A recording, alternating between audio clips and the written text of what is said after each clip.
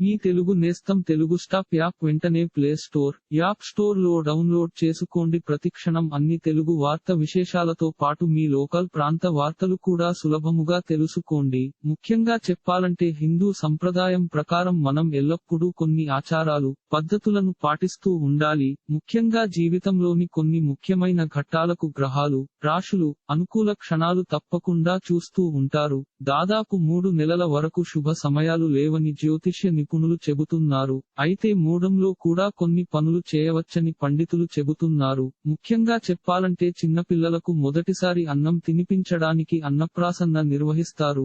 ఈ వేడుకను దేవస్థానంలో కాని, తమ ఇంటి వద్ద గాని అన్నప్రాసన్న కార్యక్రమాన్ని నిర్వహిస్తారు. కొందరు బంగారు గిన్నెలో, మరికొందరు వెండి పళ్ళెన్ని సేకరించి పరమాన్నం లేదా పాయసం తయారు చేసి దేవుడికి నైవేద్యంగా పెట్టి ఆ తర్వాత పిల్లలకు అన్నప్రాసన్న చేయిస్తారు. ఈ వేడుకను మూడంలో కూడా చేసుకోవచ్చు. ఇంకా చెప్పాలంటే కొన్నిసార్లు భూమి అకస్మాత్తుగా సరసమైన ధరకు అందుబాటులోకి వస్తుంది.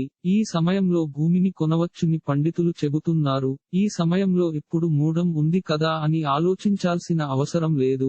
ఈ సమయంలో భూమిని కొనుగోలు చేసుకోవచ్చు. ఇది చెడు ప్రభావాన్ని చూపదు. భూమిని అమ్ముకోవాల్సిన పరిస్థితి వస్తే అమ్ముకోవచ్చు. అలాగే కొత్త ద్విచక్ర వాహనం లేదా 4 చక్రాల వాహనాలను కొనుగోలు చేసేవారు మూడలు ఉన్నాయని వేచి చూడాల్సిన అవసరం లేదు. మూడలు ఉన్నా కూడా కొత్త కార్లు కొంటే కొనవచ్చు. అలాగే కొందరికి ఉన్నత చదువులు, ఉద్యోగాల కోసం విదేశీలకు వెళ్లే అవకాశం వస్తుంది. అలాంటి వారు మూడాలు ఉన్నాయని ఆగాల్సిన అవసరం లేదు. మీరు సంతోషంగా విదేశీ ప్రయాణం చేయవచ్చు. ఇలాంటి మరిన్ని భక్తి విశేషాలు కోసం ఛానల్ కి సబ్స్క్రైబ్ చేసి గంట నొక్కడం మర్చిపోకండి.